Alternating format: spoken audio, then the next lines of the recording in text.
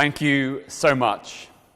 It's a great honor to join you here this evening in Sheffield for this discussion about the limits of equality and why, in particular, equality is not enough. Of course, equality is important. I've championed it. But in my view, it isn't sufficient. It's a starting point, but not an end point.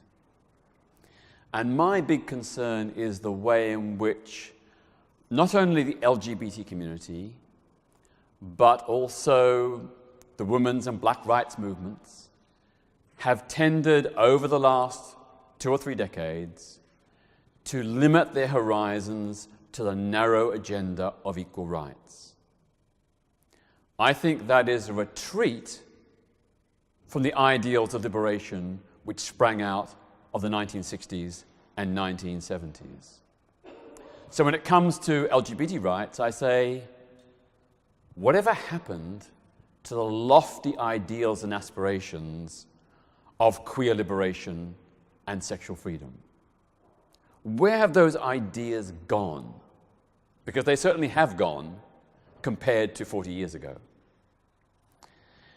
I would say that the dramatic shift in what I would call the homosexual zeitgeist started in the 1990s and coincided with the move into the political mainstream.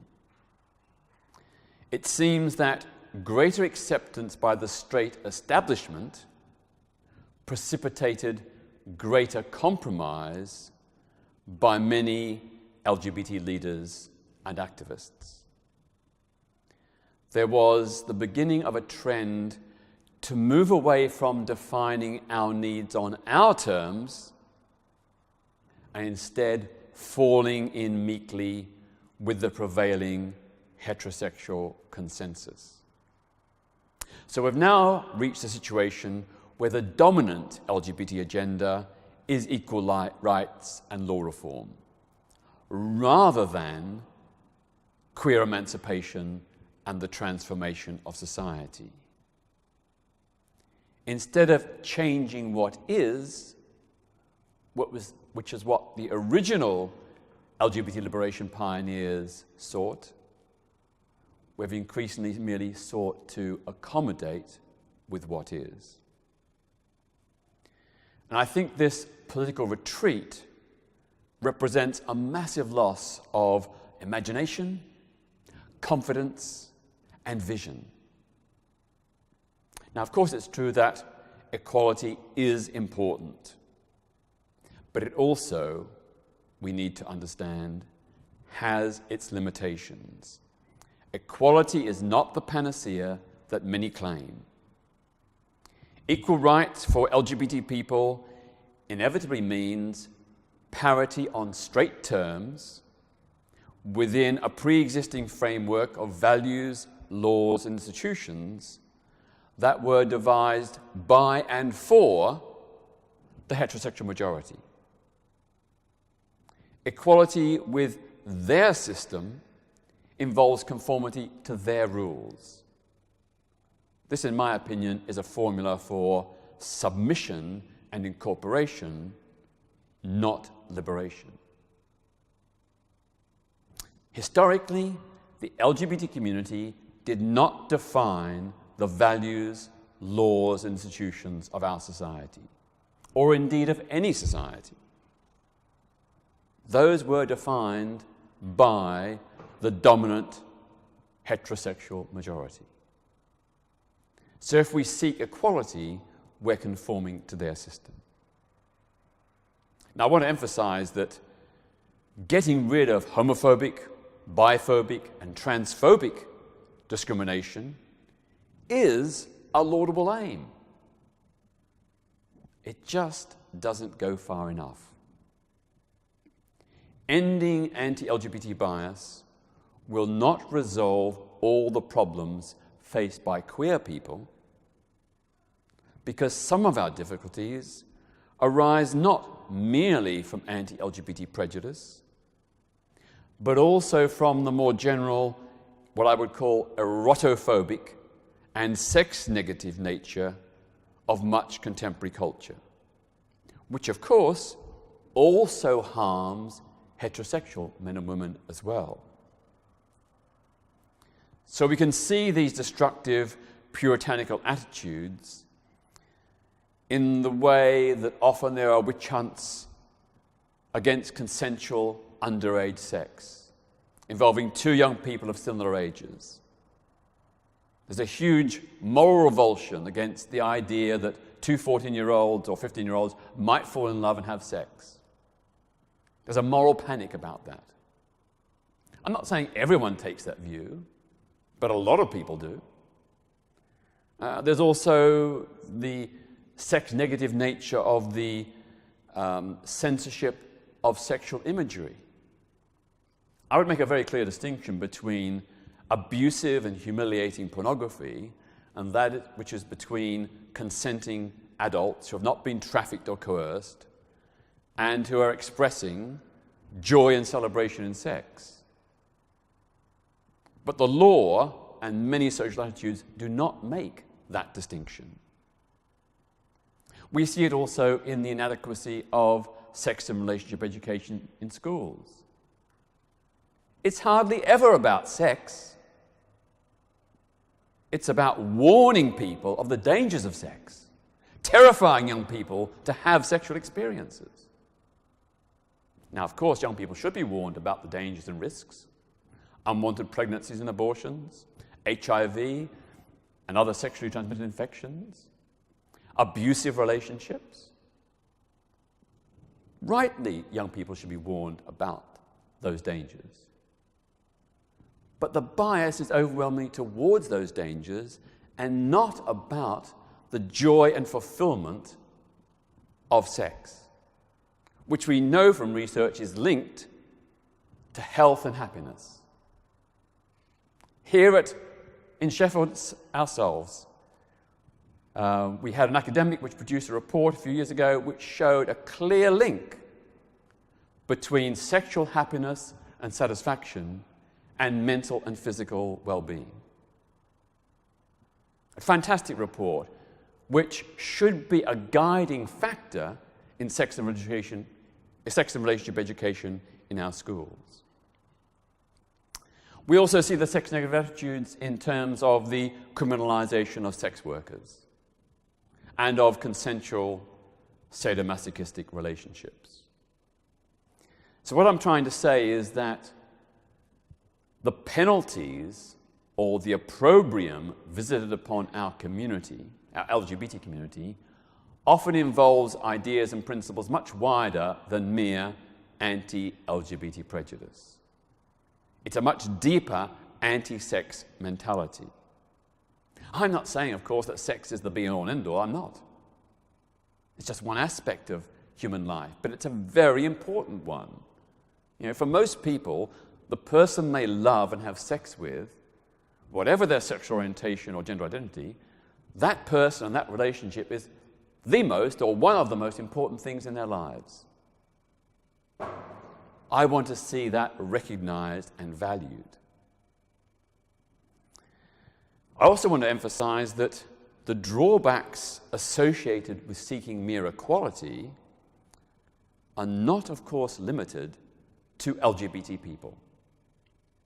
They also apply to women, who are often forced to compete on male terms to get ahead in the workplace, and to black and ethnic minority people, who tend to only succeed if they adopt a white middle-class lifestyle and assimilate into the dominant Anglo-Saxon culture. We all know that women and ethnic minorities have learned to their cost that the equal rights agenda is often not about respecting and embracing difference, but obliterating it. Where's the dignity in that? How can we have any self-respect if we sacrifice our queer identity and culture for the sake of parity? It is acceptance but at a price that I would argue is not worth paying.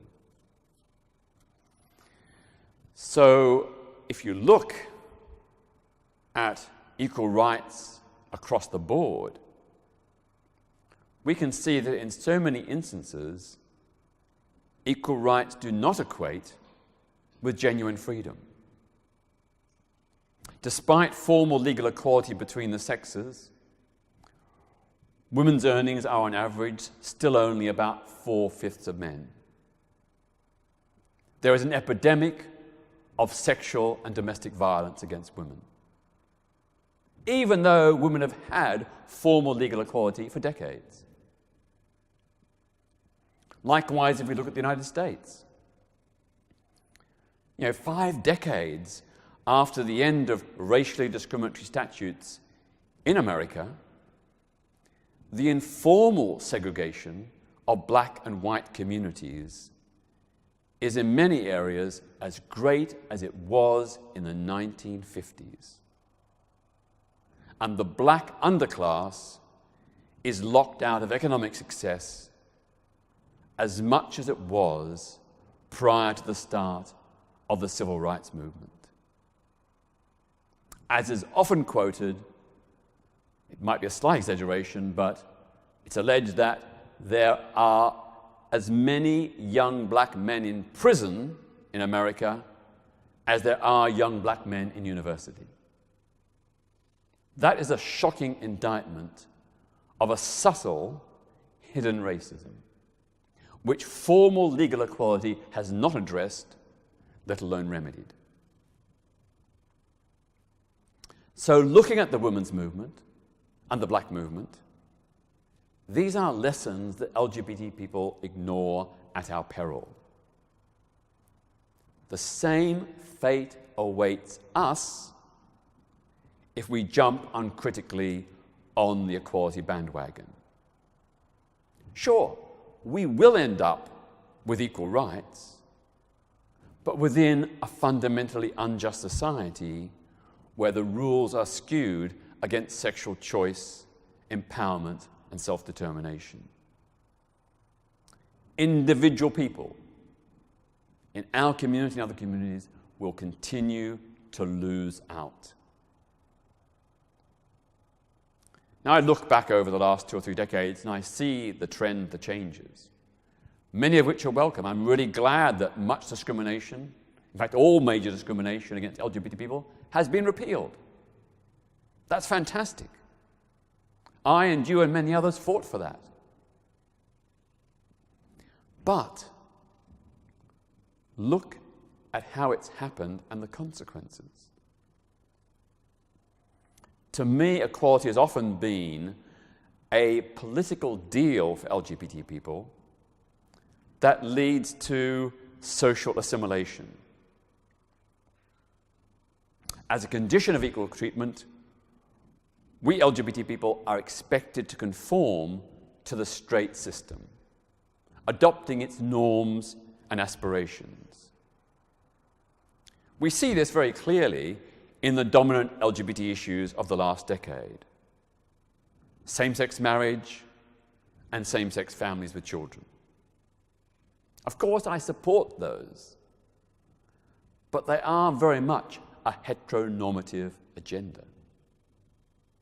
And the end result is an increasing LGBT co-option and invisibilization. We become like straights. Now, people want to become like straights, that's their choice. We live in a free society. But I just ask myself, what about the unique insights, the positive things that LGBT culture has evolved over the centuries? Should we just surrender all of that? Yes, we've got equality. But the price we've often paid is the surrender of our unique, distinctive queer identity, lifestyle, and values. The important insights and ethics that we as an LGBT community have forged in response to exclusion and discrimination by a hostile straight world. faced with that oppression, we developed our own subculture with our own way of doing things and thinking about things. And I think many of those aspects of queer culture are worthy of retaining. The unwritten social contract at the heart of LGBT law reform is that we queers will behave respectably, that we will comply with the heterosexual moral agenda. So, no more cruising, orgies, or sadomasochism. None of those nasty, unrespectable things. We have to put that aside. That gives us a bad name. We must disavow them. If we want acceptance, we have to be good queers, not bad queers. And of course, in return, the good gays are afforded equal treatment. Meanwhile, all the sex-repressive social structures, institutions, and moralities remain intact.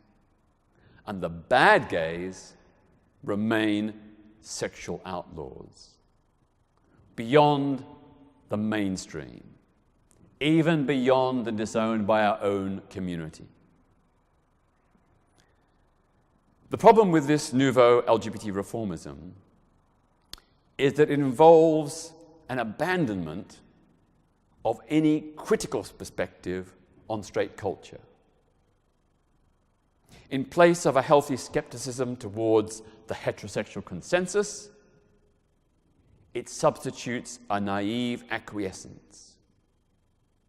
Discernment is jettisoned in favor of compliance and conformity. We trade our souls for the gift, in inverted commas, of equal rights. This is no exaggeration. The truth is, the sad truth is, that most advocates of LGBT equality never question the status quo. They are what I call straight minds trapped in queer bodies. They are what I call the hetero-homos. Accepting society as it is, they want nothing more than their cozy place in the straight sun. Most are all too willing to mimic heterosexual norms. Now, of course, people have a right to do that. I'll defend their right to be as heteronormative as they wish. But I just ask, is it right that no attempt is made to distinguish between those elements of straight culture that are worthy of queer emulation and those that are not? There is, unfortunately, plenty of evidence of the desire of many LGBT people to mindlessly appropriate every legal right that heterosexuals have, no matter how crass or how morally dubious. So, for example, all over the world, a majority of LGBT pressure groups have demanded the right of members of our community to serve in the armed forces. And of course, the ban on LGBT people in the military was clear homophobic discrimination and therefore should be fought and overturned. But the problem is, those LGBT activists never questioned the authoritarian nature of the military, nor its bloody history of human rights abuses. Again, I emphasize, homophobic, biphobic, and transphobic discrimination within the armed forces is undoubtedly wrong and deserving of challenge. But so too is militarism and imperialism. Back in the days of the Gay Liberation Front, which I had the great honor to be a part of in the early 1970s, we never championed the right to serve in the UK Armed Forces. We stood with the Irish people in their national liberation struggle against British rule in the north of Ireland. We demanded troops out. We went on those marches to say the government and the army are wrong. We support a united Ireland. In the United States, the main organization championing an end to the military ban was the Campaign for Military Service. Again, I emphasize, I support what they were aiming for, but the way they did it really grated. They preached a gung-ho, God-fearing patriotism, which exonerated American excesses in Vietnam, Panama, Grenada, Iraq, and Afghanistan.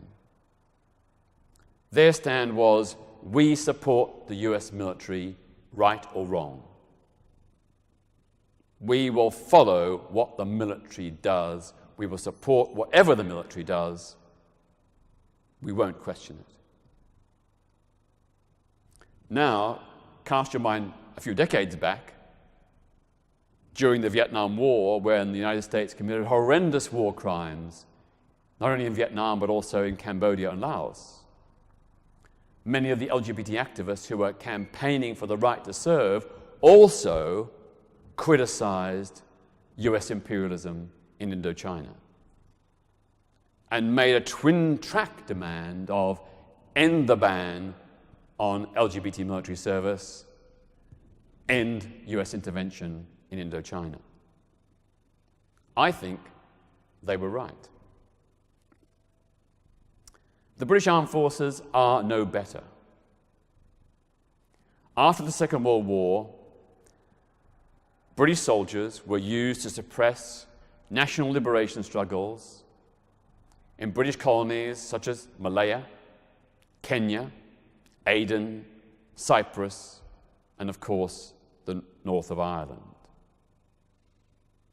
In the north of Ireland in the 1970s, many innocent civilians were shot by the British Army and by undercover SAS hit squads. The truth about that dirty war has to this day never come out. It was authorized by successive Labour and Conservative prime ministers. These were war crimes under international law, which were committed by British service personnel. Now, I'm not blaming all British military personnel. It was a relatively small number. But it was official or unofficial, undeclared state policy. I think back with great pain to what happened in Malaya after the end of the Second World War. During that war against Japanese fascism, the Malayan Anti-Japanese People's Army, led by the Communist Party Malaya, was in alliance with the British Armed Forces. They saved thousands of our soldiers and Australians as well. They helped us liberate Malaya from Japanese occupation. Yet as soon as the war was over, they were declared the communist enemy, and they were many of them were massacred by the British soldiers, which had been their allies just months before. What a shameful, shameful history. So I ask, how can we, in the name of equality, without calling for reform, human rights reform, argue for the right of LGBT people to participate in institutions that have perpetuated such gross human rights violations? During the battle to end the ban on LGBT people serving in the British Armed Forces 2 decades ago, or more, 3 decades ago, the LGBT Direct Action Group, Outrage, did support that cause. But we also argued for the democratization of the armed forces, for civil rights for military personnel, for an end to sexism and racism, as well as homophobia. We were the only group to do that. Every other LGBT group just simply said, we accept the armed forces as they are. We just want to be part of it. Speaking personally, I don't think that's good enough. Take another issue, the age of consent. Much of the LGBT community has also taken leave of its ethical censors. After a campaign lasting 33 years, the age of consent in England and Wales was finally equalised at 16 at the start of the 21st century. Great. I was part of that campaign. But I also said, and Outrage also said, what about young lesbians, gays, bisexuals, transgenders, and straights under 16 who are having consenting sexual relationships? Don't they have sexual human rights as well? Why are these human rights only for those aged 16 or over? I'm talking about young people of similar ages. I'm not talking about a 50-year-old man having sex with a 13-year-old girl or boy. I'm talking about two 15-year-olds. Do you know that in 2003, with the Sexual Offences Act, that great, almost unremarked law reform which finally abolished discrimination based on sexual orientation in the criminal law of this country, i.e. it got rid of all the anti-gay offences, they were all repealed, yet apart from Outrage, not a single LGBT group celebrated that tremendous, tumultuous achievement. But we didn't just celebrate it. We celebrated with a big but. Because for the positive consequence of repealing anti-LGBT laws, or more particularly laws affecting gay and bisexual men, that legislation for the first time explicitly criminalised consenting sex involving young people under 16 where both partners were of similar ages, stipulating a maximum sentence of 5 years detention in a youth correction facility and placement on the sex offenders register. Not a squeak from any LGBT group apart from Outrage. Not a squeak from any other human rights organisation or civil liberties group.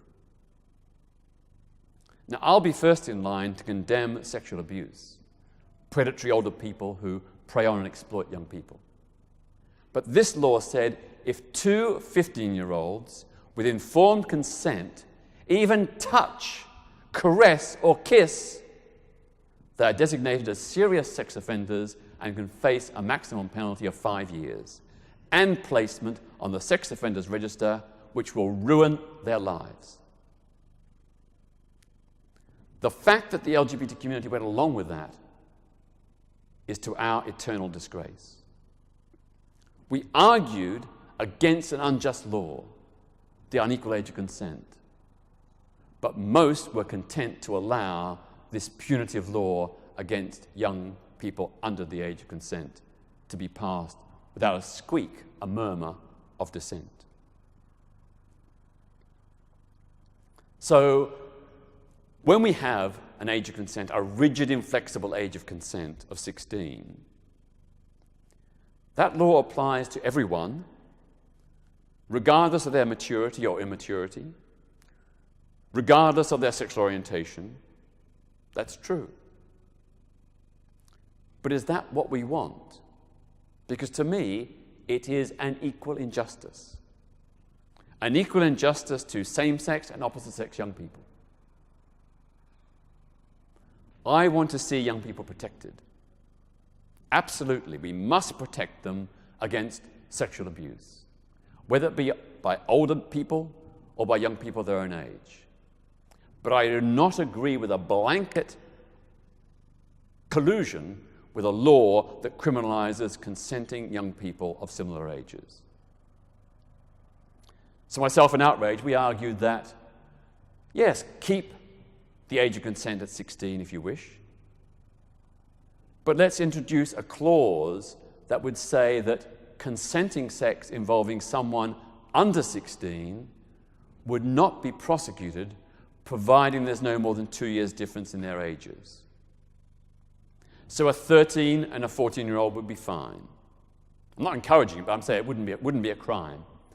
But sex between a 30-year-old and a 13-year-old would remain a crime. So that's a balance between freedom and protection, as they have in the laws of Switzerland, Germany, and Israel. They have the same kind of qualification, and it works well. I just wish that instead of being stuck with this mantra of equality, equality, equality, our movement, our community, had the courage to think about what is right, not what is expedient and convenient. I say this, of course, because the research shows that most teenagers in Britain today have their first sexual experience at around the age of 14. As I said, the law treats them, all of them, as criminals under the Sexual Offences Act 2003. And, for example, as I said, 2 15-year-olds can face a maximum sentence of 5 years for any kind of sexual contact, even mere touching and kissing. I think it's absurd to criminalise the under-16s in that way.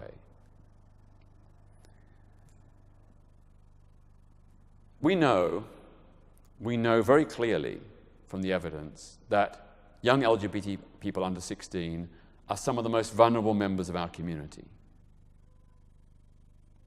Yet, as I said, most LGBT organisations, in fact every LGBT organisation I can think of, does not champion their right to be protected against criminalisation.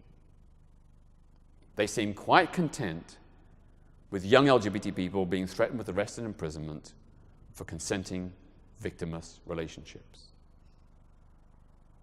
So this is the problem for me with the equal rights mantra.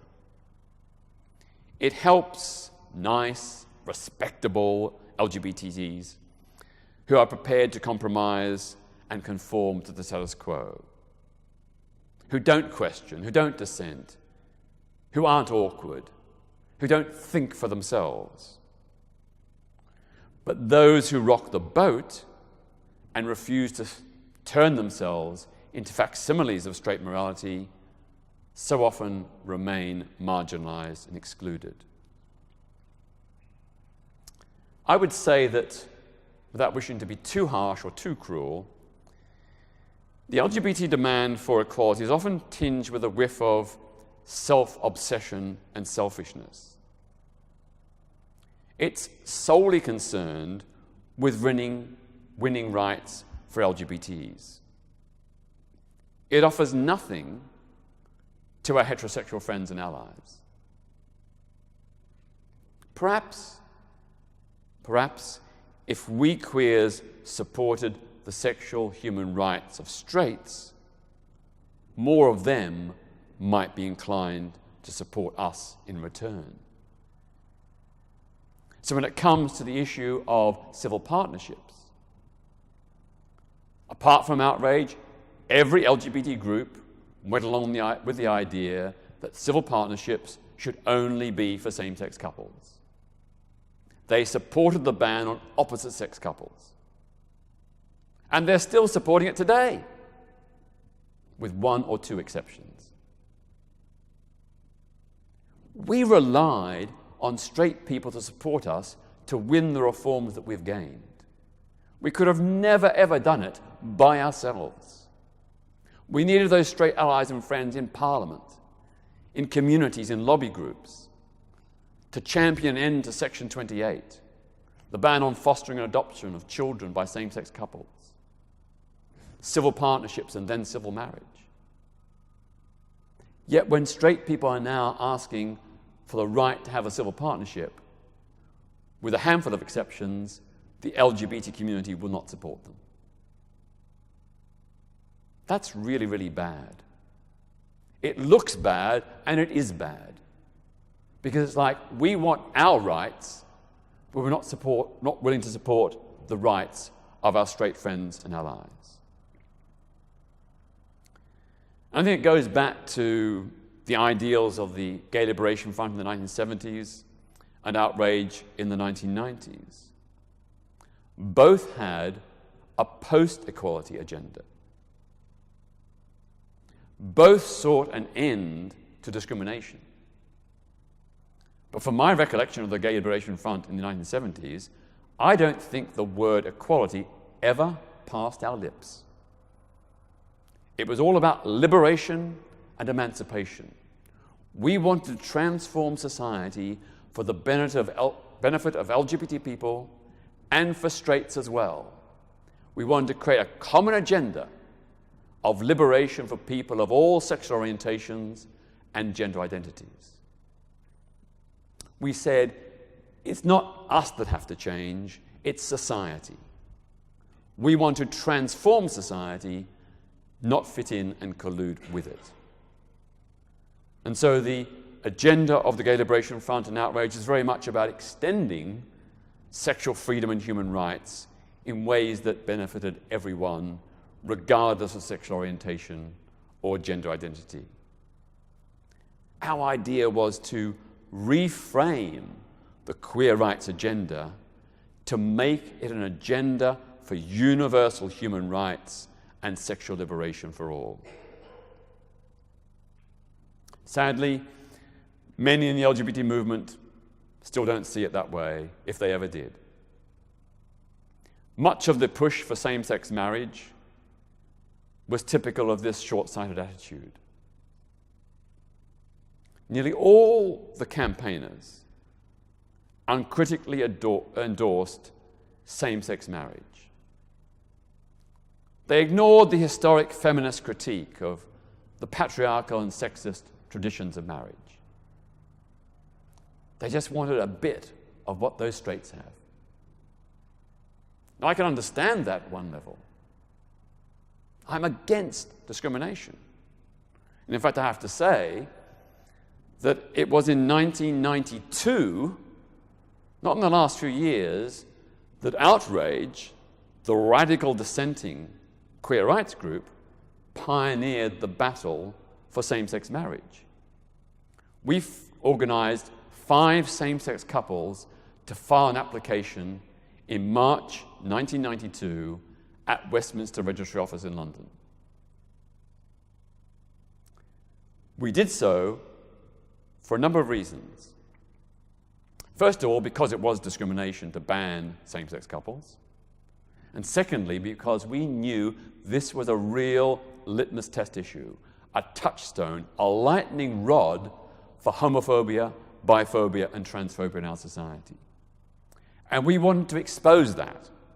We wanted to show the scale of deep-seated homophobia. But right from the get-go, we also said, feminism is right. Patriarchy and sexism are imbued in the history of marriage. Marriage was never originally about love. It was about inheriting property through the male line from father to son. It was about securing male sexual control over women. Now, of course, you could say that marriage has somewhat evolved since those early origins. I've got to say that's only fairly recently, because it wasn't much more than a decade ago that male rape in marriage was lawful. And even today, just think of the language. Husband and wife. An alternative meaning of the word husband is to manage and control, which sort of symbolizes the way in which many men treated their wives. We also see that legacy of patriarchy in the tradition of the father of the bride giving away his daughter to the husband-to-be, symbolizing the passing of women from one man to another.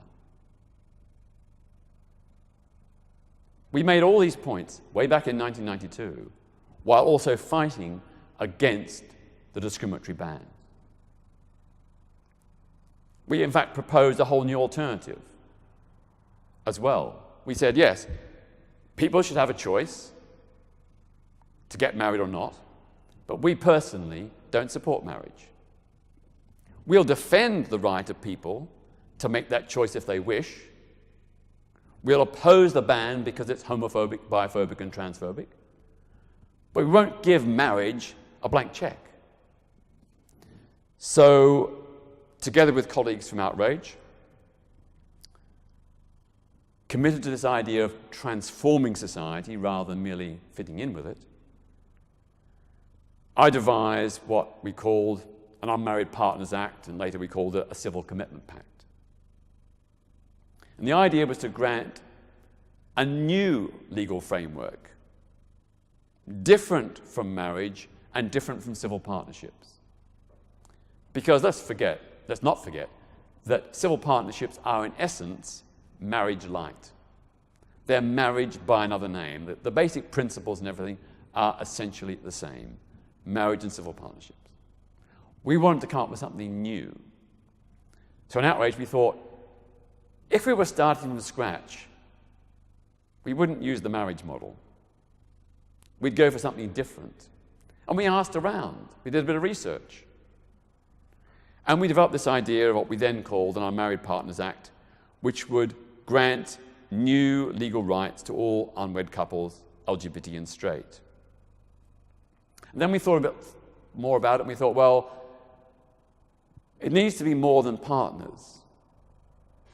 We need to recognize all relationships of commitment and support.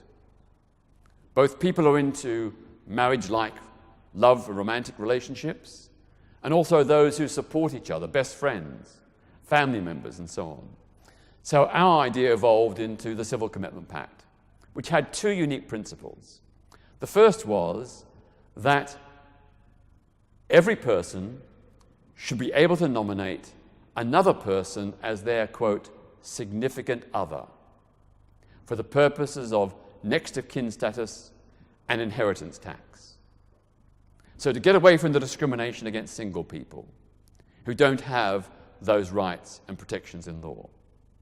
So if you're a single person and you die, the person you bequeath your estate to, they will have to pay the full whack of inheritance tax.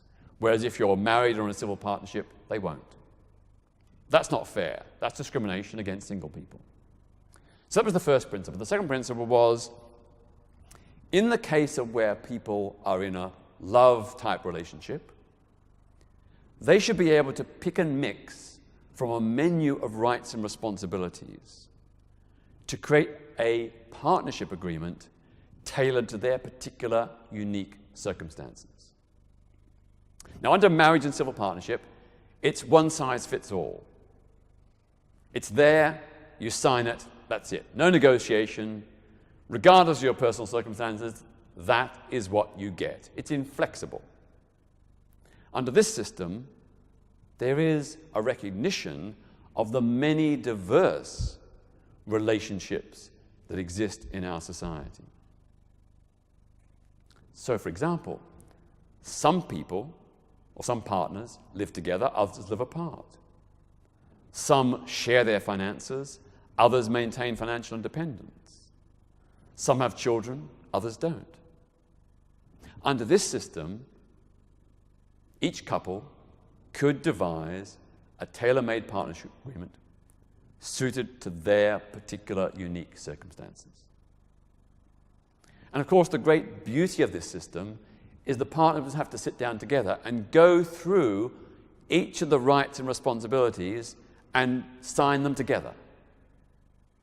So it would really concentrate the mind about what the partners were getting into. And that might make, in some circumstances, for wiser, more responsible decisions about who they're going to hook up with. The other thing, of course, about this relationship, the Civil Commitment Pact, is that the mode of dissolution would be very simple. No lawyers required, no disputes.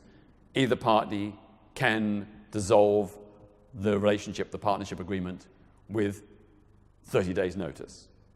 Or you can make it 3 months, but a simple way of dissolution. You just sign it, You want to dissolve the relationship, that's it. So I think that's a good example of, perhaps not a perfect example, but a good example of how we could potentially go beyond what is. We could look at and devise a new legal framework for relationship recognition rather than simply conforming to the marriage model which we have with both same-sex marriage and same-sex civil partnerships. I think also that if we do this, because we're creating an agenda that relates to straight people, that will benefit them, we will bring them on board. Straight people are more likely to support us, or certainly back in the bad old days in the 80s, 90s, and so on, more likely to support us if we are seen to advance policies which include and support them. Whenever I've talked about the Civil Commitment Pact around the country for the last 20 or 30 years, I'm surprised and gratified how many straight people think that's a bloody good idea. Some don't like it, but a lot of people, particularly feminists, really like it because it gets away from the sexist, patriarchal marriage model. I think also, coming back to equality, most of the LGBT community has been wedded to LGBT-specific law reform, to strive for legislation that specifically and explicitly addresses LGBT issues. I've always said that was a huge mistake. Because again, it divides LGBT people against straight people. It doesn't create the unity and the communality which we need for a successful movement. So when others were championing individual rights for LGBT people, protection against discrimination, I was saying, and Outrage was saying, let's have a comprehensive Equal Rights Act. Let's have an Equal Rights Act that guarantees equal treatment and protection against discrimination, not just to LGBT people, but to everyone, based on gender, race, ethnicity, language, marital status, age, disability, faith, belief, the whole gamut. And this, of course, was in the 1990s when we had a fragmented equality agenda where the laws on race and gender discrimination were much stronger than the laws affecting elderly people. It didn't even exist in those days. Disabled people didn't exist in those days. We were trying to create a new equality agenda which was more inclusive, which could build those links and create a unity of purpose so that all diverse communities work together for the same goal. And eventually in 2010, our model was finally agreed with the Equality Act in 2010. 2010 it took. When I stood as a Labour candidate in the Bermondsey by-election in 1983, one of my key policies was a comprehensive anti-discrimination statute. I was told by the Labour Party leadership, don't go on about that, that's really bad, we don't want that, that's too extreme, that will lose votes. I know from experience on the doorstep, it didn't lose votes, it won them. They're obviously not enough because I lost the election. Likewise, when the Labour Party had its policy review in 1987, chaired by the wonderful late Joe Richardson MP and Roy Hattersley, I submitted the same proposals. And again, I was told, way too extreme. No, we're not going to accept that. But in 2010, Labour, the Labour government, finally did accept and legislate the Equality Act. It's not perfect, and certainly there are some big flaws for LGBT people. Did you know that Equality Act, in the clauses protecting people against discrimination and harassment, well, sorry, not discrimination, but harassment, and protecting LGBT people, both staff and pupils, against discrimination in education, the Equality Act says specifically these protections on harassment and discrimination in education shall not apply on the grounds of sexual orientation and gender identity. And Stonewall, the main, most powerful LGBT group, went along with that. They did not make a murmur of dissent. And it's still the law. Still the law, the Equality Act says that when it comes to harassment and education, the equality provisions shall not apply on the grounds of sexual orientation or gender identity. So finally, at last, Oscar Wilde once wrote, "We are all in the gutter, but some of us are looking at the stars." The LGBT community too needs to rediscover the vision thing. And that means daring to imagine what society could be rather than accepting what society is. LGBT equality, important though it is a flawed vision, a flawed version of freedom when it involves compliance within the status quo. It betrays ultimately both queers and straights alike. It is society, not us, that needs to change. And social transformation is the key to meaningful LGBT liberation. Equality, yes, but on the basis of a new and different kind of society where there are wider, more expansive freedoms and human rights for people of all sexualities. Thank you.